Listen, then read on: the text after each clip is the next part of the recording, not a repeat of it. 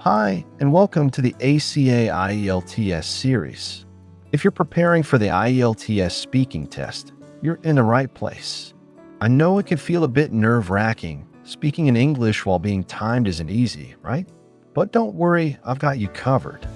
In today's video, we'll go through 20 real IELTS speaking topics. We'll cover all three parts of the test, share sample answers, and explain why these answers are effective. Whether it's introducing yourself in Part 1, handling the long turn in Part 2, or discussing abstract ideas in Part 3, you'll learn exactly how to structure your responses for success. So grab a notebook, get comfortable, and let's dive in. Part 1. Introduction and Interview. Part 1 is all about you, your life, habit, and preferences. Keep your answers natural, and don't overthink. The goal is to show you can communicate clearly about familiar topics. 1. Hometown. Question: where are you from? This is a straightforward question, so keep it simple. Mention your city or town and add 1 or 2 details about it, like what it's known for or how you feel about living there. Here is a good answer. I'm from Colombo, the capital of Sri Lanka. It's a busy city with lots of people, but it also has quiet spots like parks and the beach. I like living here because there's always something to do. Starting with a direct answer followed by extra details makes the response both complete and engaging. 2. Work or study. Question: do you work or study? This is another personal question, so focus on being clear and to the point. Don't just say, I study.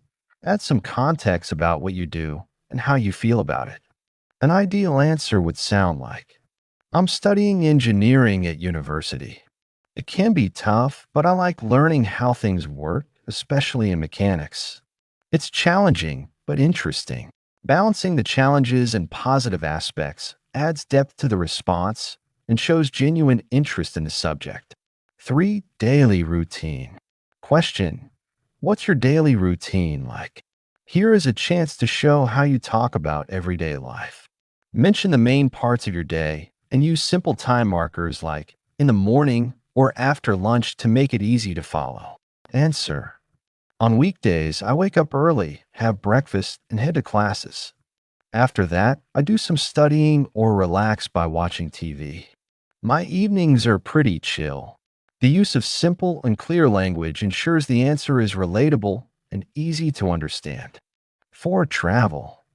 Question: do you like traveling? For this type of question, express your opinion and give an example.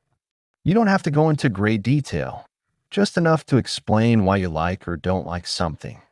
Answer: yes, I love traveling. It's exciting to see new places and try different foods. Last year, I went to Japan, and it was amazing. I especially loved Kyoto. It's so peaceful. Including a specific example makes the response more vivid and memorable for the examiner. 5. Hobbies. Question: what do you do in your free time? Talk about 1 or 2 hobbies that genuinely interest you. Mention how often you do them and why you enjoy them. Specific examples make your answers stand out. Answer: in my free time, I enjoy reading novels or watching movies. Sometimes I go for walks when the weather is nice. It helps me relax. The mix of activities and the personal touch create a well-rounded, natural-sounding answer. What not to do in Part 1. Don't give short one-word answers. The examiner is looking for you to expand on your responses. Avoid sounding robotic or rehearsed. Try to give a little more detail, like explaining why you enjoy a particular hobby or how your job makes you feel. Don't rush through your answers. Take a moment to think before responding. Part 2. Long turn. In Part 2, you'll get a topic and need to speak for 1 to 2 minutes. Let's look at how to organize your thoughts and give a detailed answer. 6. A person you admire. Question: describe a person you admire. You should say who they are, what they do, and why you admire them. Choose someone meaningful to you and explain what makes them special. Be sure to include examples to illustrate their qualities. Answer: One person I admire is my grandfather. He used to be a teacher and is now retired. He's very kind and patient, and he always shares interesting stories about his life.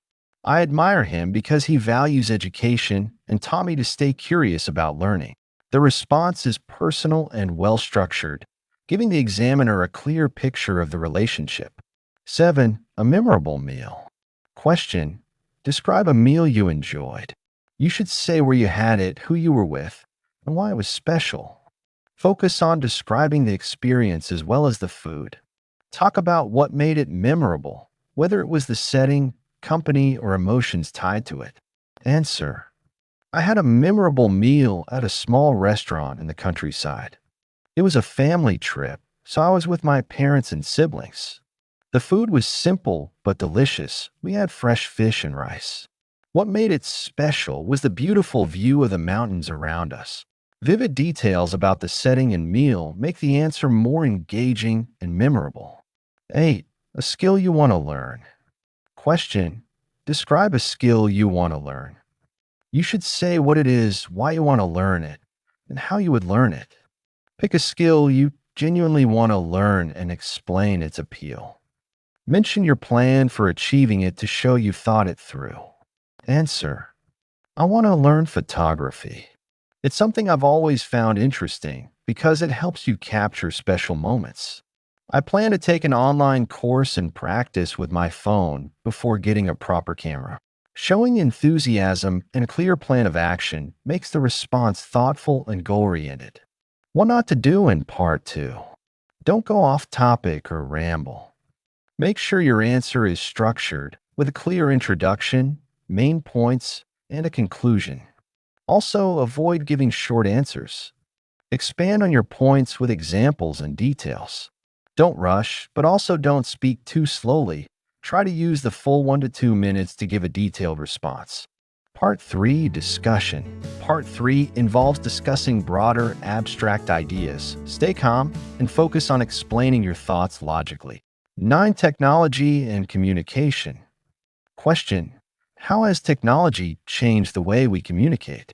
Take a balanced approach by discussing both the advantages and challenges of technology. Examples help illustrate your points effectively. Answer. Technology has made communication faster and more convenient. For example, apps like WhatsApp let us talk to friends overseas instantly. However, I think it has reduced face-to-face interactions, which are still important. Including both positive and negative aspects adds depth and balance to the discussion. 10. Environmental issues. Question. What can individuals do to help protect the environment? Focus on small but impactful actions individuals can take, and include specific examples to make your answer more practical. Answer. Individuals can take simple steps like recycling, using less plastic, and conserving water. For instance, I try to carry a reusable water bottle and avoid single-use plastics as much as I can. Small actions like these add up and can make a big difference over time. The answer provides practical examples and demonstrates awareness of the topic, making it specific and actionable. What not to do in Part 3. Don't give yes/no answers or simply agree with the examiner. It's important to expand on your thoughts. Avoid being vague or general. Try to provide detailed examples, reasons, and explanations to support your ideas. Don't be afraid to share your opinion, but also avoid extreme or overly personal views. Keep the conversation balanced and thoughtful. Thanks for sticking around till the end. I hope these questions, answers, and tips help you feel more confident about the IELTS speaking test. Remember, it's not just about using fancy words. It's about being clear, natural, and staying calm under pressure.